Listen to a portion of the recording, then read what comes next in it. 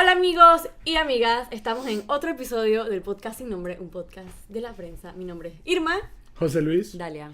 Y hablaremos sobre temas del acontecer nacional. Y creo que lo más relevante o lo que más se está hablando en estos momentos es la reyerta que hubo en el centro penitenciario de La Joyita. Principalmente se decía que era La Joya, de hecho La Joya fue trending topic ayer en Twitter, pero después se dio a conocer que realmente había sido en La Joyita, donde hubo un grave enfrentamiento entre los reclusos, y al momento en el que estamos grabando esto, pues hay una cifra de 14 difuntos, heridos, Muertos. 14 muertos dentro de la... O sea, 14 y todos eran privados de libertad. O Sí, sea, eran privados de libertad. No hay policías ni custodios en esa cifra. Y además de eso hay 11 heridos, 9 de los cuales están hospitalizados y uno de esos 9 está en estado crítico. O sea, Y de hecho esa cifra subió bastante rápido porque ayer en la tarde el número realmente eran 4. Se hablaba de que habían 4 muertos y de repente en cuestión de horas ya habían 11, después 12, después 13 y bueno, ahora amanecieron con 14. O sea que fue bastante grave la situación dentro del centro penitenciario, y esto ha traído a la luz pública o ha traído al debate público, por decir así, el hecho de que en estos centros penitenciarios están entrando armas y los familiares de los reclusos lo que dicen es que cuando ellos van a visitar a los reclusos, los revisan completamente. Las mujeres dicen que hasta les quitan la ropa interior, las ponen a hacer sentadillas, les dicen en sapito, etcétera. Así que ellos no entienden cómo entran estas armas. Bueno, creo que sí todos entendemos definitivamente. Creo que es seguro decir que no pueden entrar estas armas, y sobre todo el tipo de armas que ayer se decomisaron sin algún tipo de complicidad de parte de las autoridades. No sabemos a qué nivel de complicidad, pero definitivamente que tiene que haber una complicidad para que se encuentren estas armas. Sobre todo, por ejemplo, ayer voy a leer la lista de armas decomisadas. en una requisa que se hizo, o sea, una vez se controló la situación dentro del La Joyita, se hizo una requisa para ver qué encontraban. Pero bueno, desde antes de que se controlara la situación, ya habían decomisado una AK-47. O sea, fue como, hay una AK-47 y todos como, ok, eso está grave. Entonces, bueno, al final fueron 8 armas de fuego, y entonces eran 3 fusiles AK-47, 3 pistolas 9 milímetros, una pistola 380 y una pistola revólver, un revólver calibre 38. Sí. Y lo que dio declaraciones esta mañana Walter Hernández, que es el director del sistema penitenciario, habló en un noticiero en la mañana. El sistema penitenciario está bajo la jurisdicción del Ministerio de Gobierno. El ministro de Gobierno es Carlos Romero, quien creo que no ha dado declaraciones públicas en su vida, mentira. No, de hecho. No en su vida, pero no es una persona honestamente muy pública, no se Ni le muy conoce mediática. mucho, es el único ministro que es del Molirena. Uh-huh.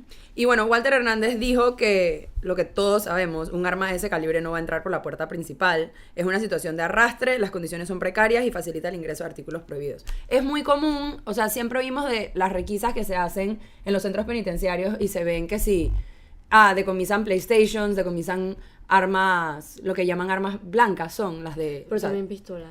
claro, Hace y poco, también de pistolas. hecho, hubo una requisa en un centro penitenciario de Colón. Y la policía manda este comunicado con todo lo que lograron sacar y con las fotos y todo esto. Y a mí me parece curioso que la policía haga esto como un tono de repente orgulloso de miren todo lo que encontramos, porque es como que cómo eso entró por primera vez y cómo no te habías dado cuenta durante todo este tiempo que habían PlayStations o pistolas, porque eso no es algo que tú puedes esconder de una manera fácil. O sea, una AK-47, por ejemplo, es bastante, tiene un tamaño bastante grande, Pero no es como cajas no enteras es una de navaja cerveza. que te puedes como mete dije, esconder. cajas enteras de cerveza. Coolers, hay de todo. O sea, Entonces, definitivamente las autoridades que tengan también un poquito como de, no sé, sentido común a la hora de dar estos comunicados y darse cuenta que no quedan como estos héroes que están decomisando estos artículos. Al revés, lo que hace es crearte esa suspicacia de por cómo eso estaba dentro en primer lugar y cómo no te habías dado cuenta si esos son artículos bastante grandes, no fáciles de esconder por ahí. También salió a colación, no sé si recuerdan, hace muchos años se hizo un video viral de una mujer que ella como que estaba saliendo de repente de visita de había un habido centro. una requisa ese día y habían mostrado todas las cosas que le habían quitado a los reos, o sea, a los privados de libertad. Y ella estaba hablando como que le quieren echar la culpa a los familiares y a la gente que entra de estos artículos. Pero como bien ella dijo, una metra no cabe en una parte privada femenina, por ponerlo para todo público, por decir así. Y pienso que lo que hablas es completamente cierto. Siempre se le quiere echar a la culpa que hay, es que los familiares vienen y les pasan cosas, pero son personas que las revisan muy bien y que también son artículos que explícame cómo tú lo metes de contrabando en una visita, un PlayStation, un AK-47. Eso dónde cabe. O sea, Una AK-47. Eso dónde cabe, no sé dónde cabe. Sí. Entonces también pienso yo que es como importante que la policía no trate a la ciudadanía de boba. Sí. Como que cuando dan estas explicaciones de que, ay, es que las familiares o es que tal cosa, es como que no, o sea, tenemos 4 dedos de frente, sabemos que no puede ser así.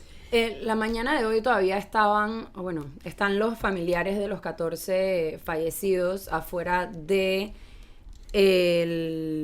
¿cómo se llama esto? En la morgue judicial de medicina legal, tratando de ver los cuerpos. Me imagino que para la identificación no me puedo imaginar tampoco, o sea, que te digan que tú tengas un familiar que está privado de libertad en La Joyita. Ya es difícil. Ya es difícil y después te digan, se murieron 14 personas y tú, o sea, me intriga la incertidumbre. La incertidumbre, y me intriga cómo es el proceso de identificación, de notificación a los familiares de las personas que no estuvieron involucradas.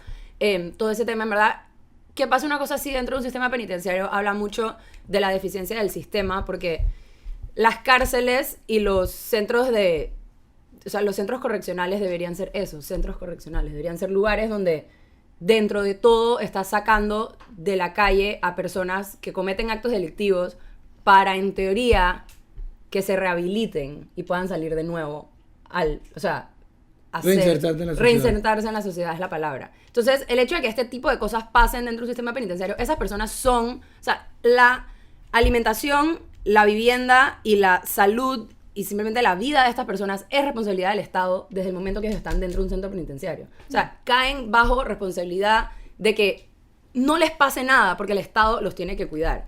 Y ya saldrá y ya leí, bueno, pero son maleantes, ellos se los buscan, ¿qué esperas cuando metes a tantos maleantes en el mismo lugar? ¿Y tú qué sabes honestamente por qué estaba la persona ahí adentro? Porque sí, puedes decir hay un enfrentamiento de pandilla, pero también hubo 14 muertos. ¿Qué te asegura a ti que los 14 muertos estaban metidos en la reyerta, que los 14 muertos tenían algo que ver? O que los 14 muertos estaban condenados por crímenes agresivos, no sé. Y claro, no es, o sea, sí se habla mucho, o sea, la responsabilidad, claro, o sea, esto está pasando, finales de 2019, lo siento, pero la responsabilidad cae en el gobierno de Nito Cortizo, cae en el ministro de gobierno, cae en el ministro de seguridad, quien pone policías en prisiones de alta seguridad y quien tiene personal ahí, cae en la responsabilidad de ellos, pero no se puede negar que es un problema que viene de mucho tiempo. Viene de hace mucho tiempo. Viene de hace mucho tiempo y se han tratado de hacer reformas del sistema penitenciario. Aparentemente lo que se ha logrado no ha quedado en nada. Y no sé, o sea, en verdad es una calamidad, pues, porque son 14 personas que están ahí, que ya no están, y es por una corrupción sistemática que hay dentro. O sea, al final del día es corrupción de nuevo, porque a alguien le están pagando para que meta estas armas, a alguien le están pagando para que se haga la vista gorda o mire para otro lado, y al final se pierden vidas y queda el sistema bastante golpeado por un hecho como este. Creo que es triste que tenemos que llegar hasta estos extremos en los que hay literalmente un saldo de 14 muertos para entonces hablar del tema y que se quieran hacer como correcciones. Por ejemplo, ayer el presidente tuiteó lo siguiente: lo que ha pasado hoy en el centro penitenciario no lo vamos a permitir. Ya pasó, o sea, ya pasó. No, si lo vas a permitir o no lo vas a permitir, sí, sucedió. Nadie pidió permiso. Nadie pidió permiso. El tema de las armas está siendo tratado por el Consejo de Seguridad y ya se están haciendo las investigaciones pertinentes. No tengan ninguna duda que vamos a tomar las decisiones que sean necesarias. Ya sabíamos que habían armas dentro de los centros penitenciarios. Ya han salido durante este gobierno que decomisan armas dentro de los centros penitenciarios. Entonces, ¿por qué ahora es que el Consejo de Seguridad se va a meter a ver dónde están saliendo las armas? Me explico, como que es triste. Y también es muy triste y me da bastante rabia que estén los familiares afuera y ni siquiera saben si su familiar está bien o no está mal, porque al centro penitenciario no le cuesta nada hacer una lista de los difuntos y pasárselo a los familiares y decir, tu familiar está bien, tu familiar está mal, etcétera. Lo mismo que pasaba cuando tenían los estudiantes en las manifestaciones. Sí, la policía no es muy buena haciendo listas. No, sí son buenas. Si yo estuve allá adentro y vi que apenas nos bajan del bus, hacen una lista a la gente que está. Entonces, ¿por qué esa lista que estás haciendo adentro no la pasas afuera? Eso es falta de comunicación, porque sí tienen la lista. Es mentira que ellos no tienen la lista. Claro. Es mentira que no son buenos puedan hacer comunicando la listas, es verdad. Simplemente no les da la gana de salir y decirle a la gente que está afuera, tu familiar está bien, el tuyo pues no. Sí, es un tema de sensibilidad, etcétera, porque, etcétera. o sea, es un lugar donde hay tanta gente, igual la cárcel, igual que en las manifestaciones. Es que imagínate esa preocupación. Exacto. Literalmente hay gente muerta y tú Tú no sabes tú no si tienes idea. tu hijo está detenido o si tu familiar está preso o si simplemente se quedó sin data y no te puede contestar. Me explico, o sea, te quedas en una incertidumbre.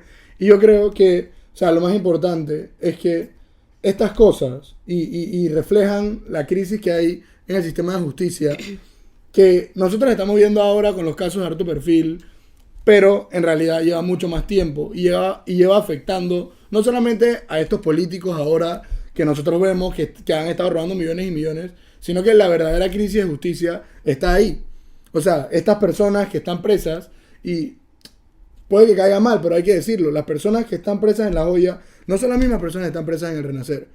Y, por ejemplo, con Fue La Joyita. En La Joyita. O sea, en La Joya, La Joyita, no van las mismas personas que al Renacer. Y no es necesariamente por el tipo de delito. Podemos ver, por ejemplo, la noticia que salió esta semana con el hijo del magistrado Sedalice, que estaba, o sea, fue una persona en un caso por posesión de armas, o sea, no es un caso de corrupción económica que tú dices, no lo podemos mezclar porque no es violento, sino que es un tema de corrupción. Ok, a esta persona le dieron casa por cárcel y probablemente cualquier otra persona que no hubiera tenido un papá magistrado o algún contacto político, hubiera terminado en La Joyita. Entonces un poco lo que tú decías, no necesariamente todas las personas que están en La Joya, en La Joyita, están condenadas. El porcentaje de personas que están esperando juicio dentro de la cárcel es altísimo. Entonces, y encima, no todas las personas que están ahí adentro son, por ejemplo, sí, ponte que los que están condenados han cometido un delito, pero no es lo mismo una persona que se roba algo a alguien que forma parte de una banda del crimen organizado. Claro. Sí. ¿Me explico? O sea, y dentro de la cárcel... Y ninguno merece morir a manos del Estado dentro de la cárcel. Exacto, porque Claro, son privados porque, de libertad, pero sus otros derechos siguen estando ahora, tu vigentes. condena es que estés privado de tu libertad. Exacto. No morir Tienes los dentro de otros la derechos, cárcel. tienes todos los demás derechos. Exacto. Entonces, yo pienso que es un poco como para mostrar que la crisis de justicia no es estas cosas que estamos viendo, sino que son estas personas de orígenes súper humildes que están teniendo, y no solamente ellos, sino sus familiares, que al final, o sea, son víctimas también de que se les muera alguien en la cárcel y ellos que no ni tienen, siquiera se les diga. exacto, y no tienen ninguna culpa. No hay Ya es suficiente. ninguna garantía de que esto, o sea, de que se va a llegar al fondo de la investigación, que la investigación va a llegar a algo, o que va a haber respuestas en alguna de las incertidumbres que tendrán.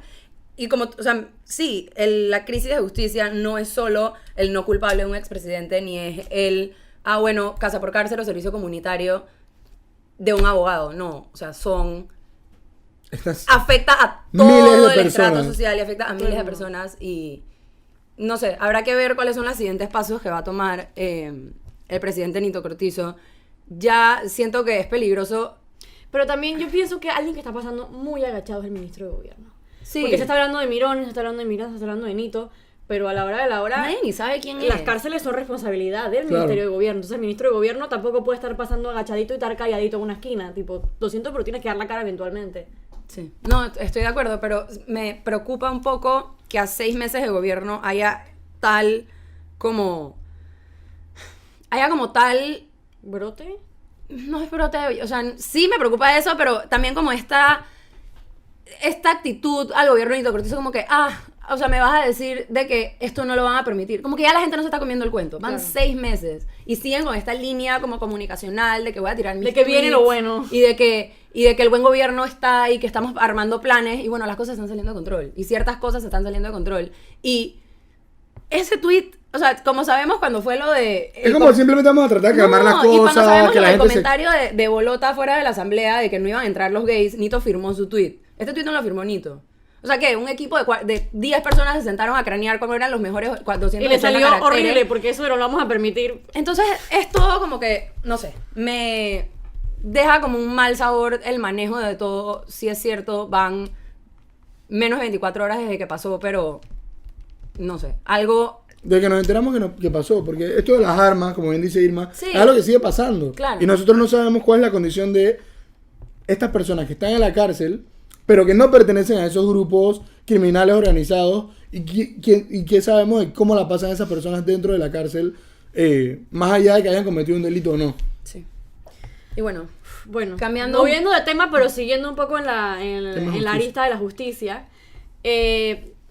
A ver, hay como 2 temas que pienso yo que se integran, ¿verdad? Voy a empezar por Ayu Prado. Ayu Prado, la oficina del Sistema Penal Acusatorio, o la coordinación del Sistema Penal Acusatorio, manda este memo a los jueces de garantías de todo el país y les dice: hola, jueces de garantías, ahora, cada vez que ustedes tomen una decisión sobre interceptaciones telefónicas, o sea, si deciden que van a pinchar o no van a pinchar en un caso, le tienen que mandar un email, un correo electrónico al magistrado José Ayu Prado y también al fiscal del caso, ¿verdad? Y eso es así como que, ¿por qué una persona va a tener toda la información sobre a qué personas están pinchando, el gobierno, etcétera, etcétera, etcétera. Y eso es una información bastante confidencial. Literalmente puedes tumbar un caso Súper diciéndole a delicado. una persona que Claro. le tienen pinchado el teléfono, tira el teléfono, ya no lo puedes pinchar, o toma sus precauciones, etcétera. O sea, es una información bien delicada, bien confidencial, y pienso que no es como tomárselo a la ligera de mandar un memo de ahora Ayu Prado va a tener todos los emails de todas las personas y le va a llegar un memo cada vez que suceda, etcétera, etcétera, etcétera. Entonces, después de que se mandó este memo, en el pleno de la Corte Suprema de Justicia hubo una votación, o sea, hubo una discusión, una acalorada discusión ahí adentro sobre bastantes magistrados. Otros magistrados estaban en contra de que este memo le llegara a Ayu Prado, porque ellos decían, No hay esta ninguna es información justificación. que tiene que tener el fiscal La del caso fiscalía. y los que están manejando el caso y ya, o sea, no es que tiene que llegar acá arriba ni nada. Y lo peor es que, espérate, José Ayu Prado ni siquiera es presidente de la corte y ya. Él es coordinador del sistema penal acusatorio en la corte. Sí, pero eso es como que, o sea, eso no es una Sí, pero esa es justificación. la excusa que No, él dio. Porque claro, como que en él- calidad de coordinador, entonces yo tengo que hacer esto. Entonces, ellos votaron para ver si se mantenía este memo, para ver si le llegaban las notificaciones a Ayu Prado. Y las votaciones quedaron así. Obviamente a favor de Ayu Prado, y se da lice. Me da risa Ese porque es un libro de Nito Cortizo. Nito Cortizo votó por Nito Cortizo. Ayu Prado votó por Ayu Prado votó obviamente por Ayu Prado. En contra votaron Zamorano Arrocha Díaz y la nueva magistrada María Eugenia López Arias. Y se abstuvieron de votar, que ahora voy a dar mis comentarios sobre abstenerse de votar, fueron Russo Fábrega y Hernán de León. ¿Por qué se abstienen? ¿Cuál es esa payasada? O sea, ¿para qué estás sentado ahí? ¿Para qué eres magistrado? ¿Para qué tienes suplente si te vas a abstener a votar? Y tú perdóname, pero eso de abstener a votar es literalmente para apoyar a una parte sin tener que apoyarla. Exacto. Porque tú bien sabes que se necesitan 5 votos a favor para poder que tenga efecto lo que quieres hacer. Entonces tú no votas, te haces el neutral, el que yo no me quiero meter ahí, no votas, pero favoreces entonces a la posición de Ayu Prado porque al final le van a llegar los memos porque no consiguieron los votos para que no le llegaran los malditos memos. Entonces, honestamente, no entiendo por qué se abstienen a votar. Y Ayu Prado, que era el que se tenía que abstener porque es un conflicto de Es intereses. el único con una verdadera razón para decir, no, yo me abstengo porque esto es un yo no conflicto. puedo decidir sobre mí mismo. Exacto, esto es un conflicto de interés. Entonces él sí vota, pero estos otros 3 personajes dicen de que, ay, me voy a mantener aquí neutral, no voy a votar. Eso es una payasada. Eso Es no es una neutral. sinvergüenzura En un y me caso da así- rabia.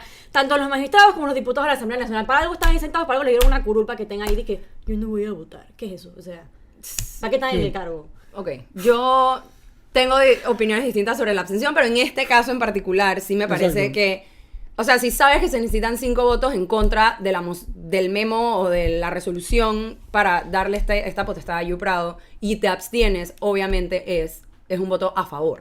O sea, es un voto a favor. En la asamblea siento que puede haber razones un poco más políticas, más lógicas, más consonas de por qué abstenerse, pero sí estoy de acuerdo. Mira que al contrario, ok, en lo que estamos de acuerdo, yo creo que nadie debió haberse abstenido en un caso como más este. que Ayu Prado. Más que Ayu Prado. En todo caso, Ayu Prado, no sé, o sea, para eso, como dijo Irma, para eso tiene un suplente, ¿no? O sea, era como que, no entendí, o sea, simplemente que se recuse y que el suplente vote por él. Que al final no es una persona que... ¿Me explico? Esa lógica aquí, eso no llega a las mentes de los magistrados de la corte. La vez pasada estaba teniendo una discusión justo sobre este tema con un amigo que ya es abogado y él me decía como que Güey. la abstención era una figura que en algunos casos tenían que tener los magistrados para cuando el caso está mal planteado y ellos tienen que votar a favor o en contra, uno pudiera decir, bueno, es que el caso está mal planteado, lo que yo responda va a estar mal, no estoy conforme con la decisión. Pero aún en esos casos, como no ocurrió con esta gente, que como dice Irma, simplemente son unos guabinosos que no quisieron o atreverse a irse contra Ayu Prado o quedar bien con la gente. Entonces simplemente uno sustenta su voto. Uno dice, no, yo me estoy absteniendo porque lo que yo responda va a quedar mal. Acá yo creo que el caso era bastante sencillo. Simplemente, ¿tiene Ayu Prado o no tiene el magistrado la facultad para tener información sobre a quién está pinchando en todo el país? Es bastante sencillo, ¿sí o no? ¿Me explico? ¿Sí o no? Sí. Entonces, a pesar de que, bueno, ni siquiera vamos a meter en el tema de la abstención en la asamblea. Vamos a quedarnos acá. A pesar de que creo que quizá en algunos casos, todavía no sé cuáles, porque mi amigo no me supo decir cuáles, o sea, alguna ficción jurídica de los abogados, en este caso no había razón ni para abstenerse, y si se iban a abstener, por lo menos que sustentaran el voto. Pero en este país los magistrados dicen que no, porque sí, y punto. Ya me abstengo, no voto, soy irresponsable, Guabineo. síganme pagando, Guabineo. igual ni siquiera tengo que fallar porque me puedo abstener. Sí. Y bueno, últimas noticias desde la Corte Suprema de Justicia para ya ir cerrando. Sí. Explícanos. La nueva magistrada designada y ratificada, María Eugenia López, presentó hace unos días su declaración jurada de bienes patrimoniales. Entiendo que es una de las pocas magistradas que lo ha hecho, o por lo menos de la forma en que lo ha hecho su declaración. Bueno, creo que todos lo hacen porque es por ley, pero hacerla pública. Exacto. Lo ha Hacerla hecho pública. público, y no solo eso, sino la forma en que lo ha hecho. O sea, ella ha sido muy específica y muy rigurosa en su declaración. Está todo como bien claro, bastante transparente. Y yo pienso que es un acto que, así como decimos las cosas malas, hay que mencionar que ella, o sea, ha hecho esto de manera, no quiero decir que voluntaria porque la ley lo obliga, pero los Porque hacerla magistrados pública no la obliga la ley. no lo obliga, y los magistrados muchas veces publican lo que le da la gana. Dicen, bueno, esta es mi declaración de Y también bienes. siento yo que es como un leve rofeo como a los otros. Como Sí. que, Sí, sí, es como yo para vine a decir- esto y no sé qué tú vas a hacer Exacto. porque no me voy a dejar llevar por ti. O sea, Entonces- fue así como que, mira, pisando duro. Boom. Entonces, yo quería mencionar esto con miras a que en unos días, ya en enero, va a haber una nueva votación para quién va a ser el presidente de la corte. Ay, ay, Entonces, ay. sería para mí, o sea, falta que entren los otros magistrados, pero yo creo que sería súper bueno para la corte. Esto siempre que hablamos de que la corte necesita confianza, que alguno de los nuevos magistrados, y por qué no, ella que ya empezó con el pie derecho, sea la nueva magistrada, el nuevo presidente de la corte, y no sea uno de estos magistrados que la verdad es que la gente pues Sí, no que ya la confía gente en está ellos. saturada de ellos, sí. Entonces yo pienso que, o sea, para seguir la línea de que Nito hizo buenos nombramientos con los magistrados, hay que decirlo, buenos nombramientos Nito, que Hay lo que ver demuestren, o sea, Pero hay que ver si consigue los votos de los demás, ¿no? Porque también me imagino que uno también de repente se siente amenazado si uno es parte de un organismo que está bastante desfasado, llega esta persona nueva y todo el mundo la quiere y es popular. Tú también te pones un poco como... claro. Sí, pero igual yo hay pienso que es algunos- importante que para que los magistrados sigan siendo los buenos magistrados y sigamos creyendo que son buenos magistrados nombrando por Nito, que por lo menos ponte que en el peor de los casos no consiguen los votos. Que los 4 votos Pero que a dé la favor. pelea. O sea, que quede claro que ellos 4 no Trataron. estaban de acuerdo con los otros 5. O sea, y que empiecen a marcar una diferencia de que nosotros somos los nuevos, nosotros somos los magistrados, queremos hacer las cosas diferentes, y no simplemente que, Sí. bueno, igual ya tienen la mayoría, así que mejor voto por ellos para quedar bien con el resto de los magistrados. Sí, estoy de acuerdo. Bueno, eso fue todo por hoy. Nos vemos en la próxima. Nuestros handles de Twitter están aquí abajo. Y hasta la otra semana. Chao.